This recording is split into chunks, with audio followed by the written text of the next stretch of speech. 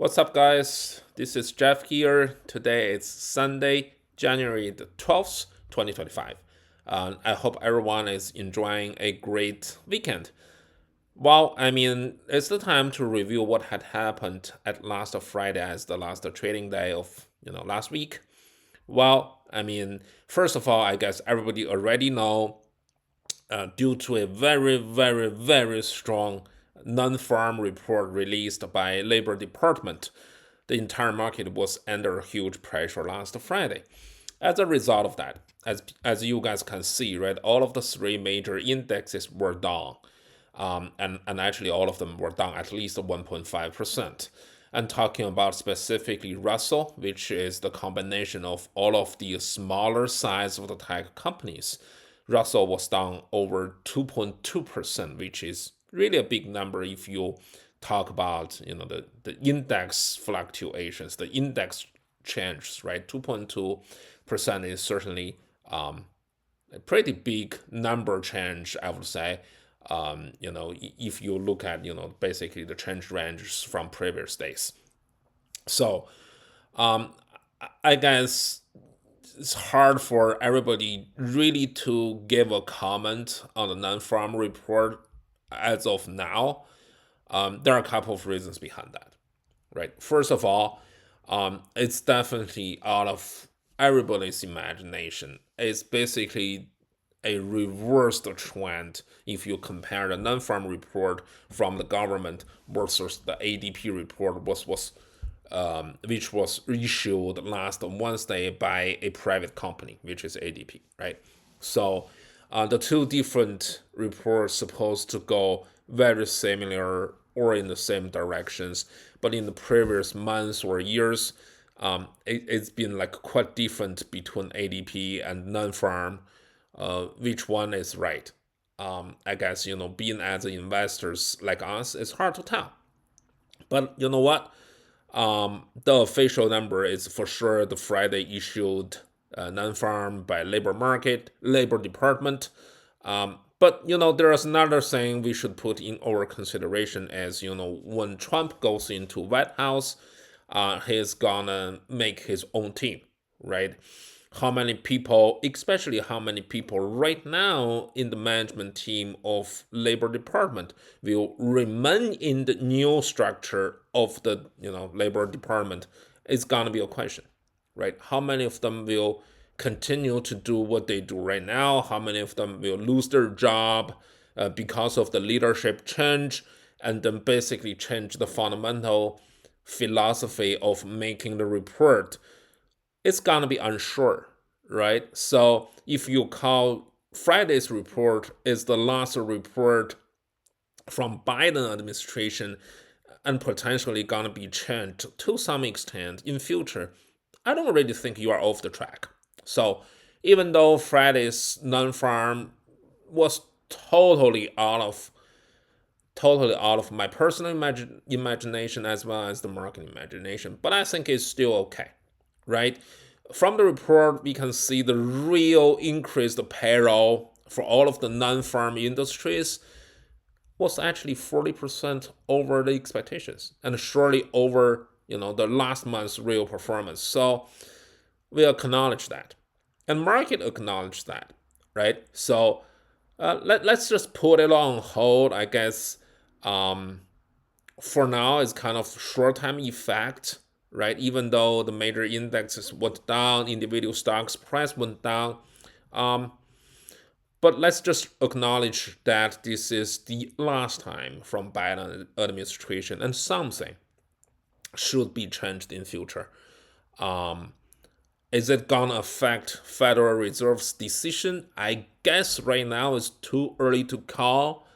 I did watch some programs in which some investors or some famous institutes or famous analysts or investors talked about maybe cutting 2 times in 2025 is kind of ambitious right now given the real data. And some of them actually are even talking about maybe there will be rate increase in 2025. I really think it's it's out of the scope, right? I really think it's just too much or too early to make that decision. I personally don't believe like with Trump's management's Federal Reserve has a chance to increase interest rate in 2025 or in future. So let's not be scared. I think, for the time being, we just hold our breath and see, what is going to happen in next month's NonFarm report, right?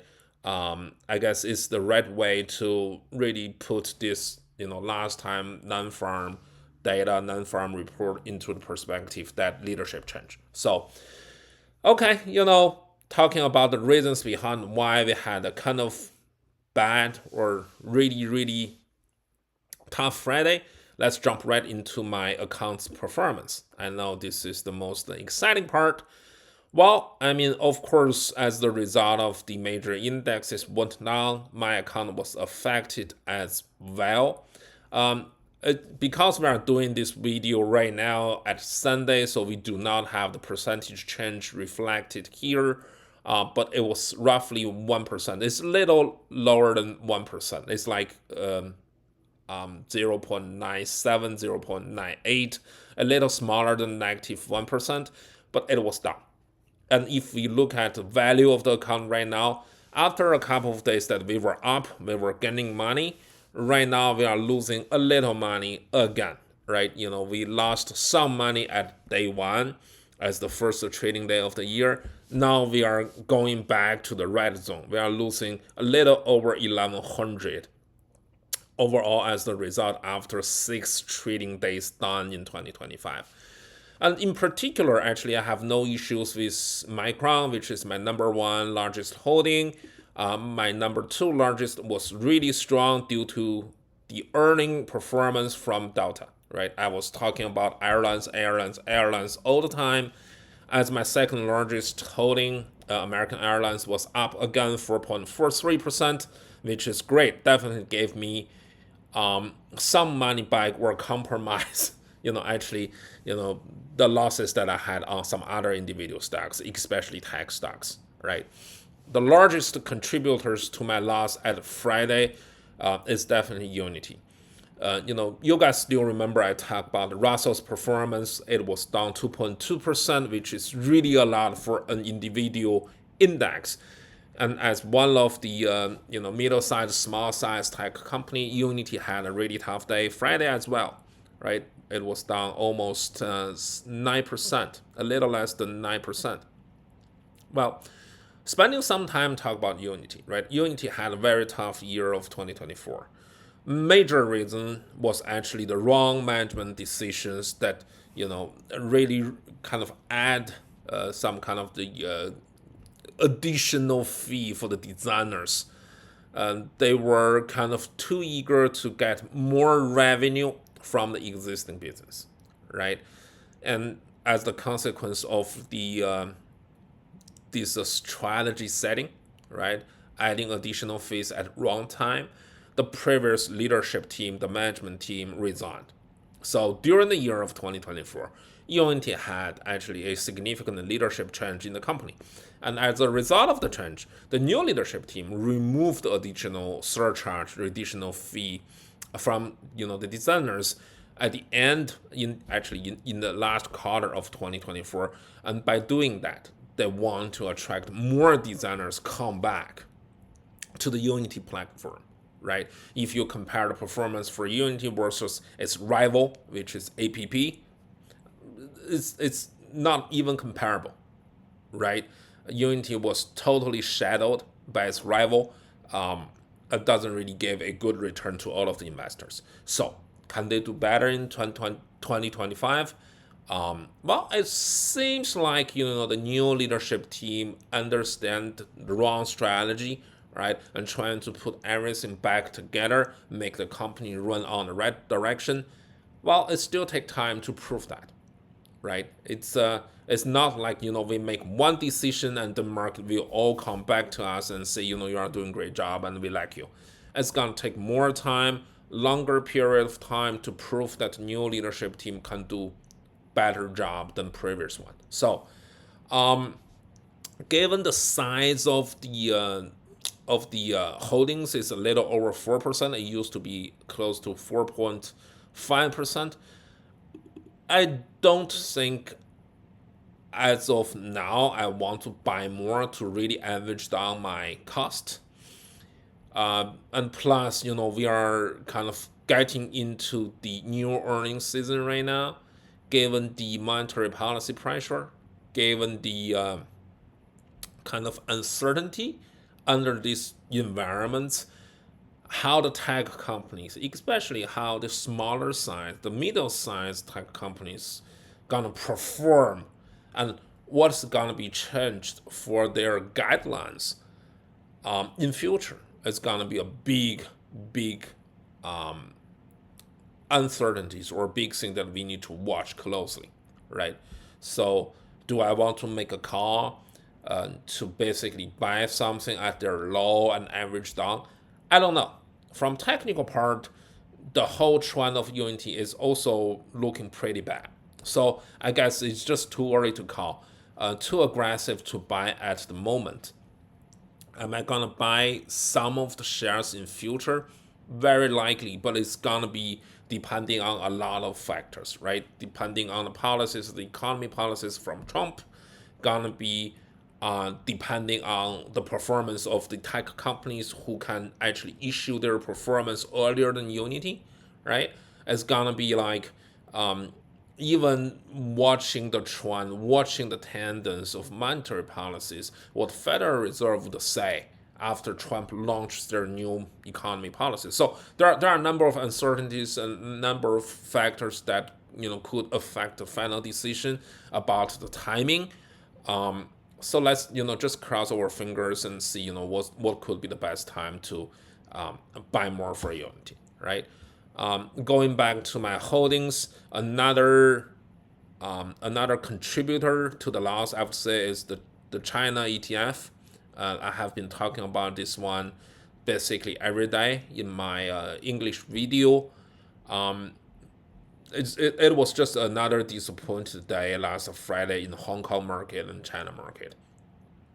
Basically giving the policymakers enough pressure to push them, make sure they can release some kind of the policies, to incentivize the economy before the Chinese New Year. It's just like a little over 2 weeks to the Chinese New Year. So again, I did buy during the week, right? I showed you guys the real trading activity. I did buy some additional. It turned out to be a little earlier because Friday it has another down day. I don't really think I'm gonna buy more until I see the real economy policy issued by the policymakers from China. So it's actually my third largest holding right now, little over than 10%, less than 11. I think it's big enough, right? Don't think I want to put more money to continuously average down the cost of this one. Do I still believe there will be a big wave of policies to incentivize economy? Yes. Do I still believe it's gonna happen in the first quarter? Yes. But given the size of the stock I already have, I'm just gonna watch. And if I'm kind of affirm, or like if I really feel the new released policy could attract more investors, put more money on China market, until that really happens, I don't think I'm gonna put more money on this China ETF. Other than that, I would say some cheap companies like ASML, we mentioned MU before, as well as UMC, another tech company, Snowflake. They're all going like normal, right? Snowflake, we had a really good run, like in the last quarter of last year of 2024, right? And after the earnings, Snowflake jumped significantly, really, really sharp.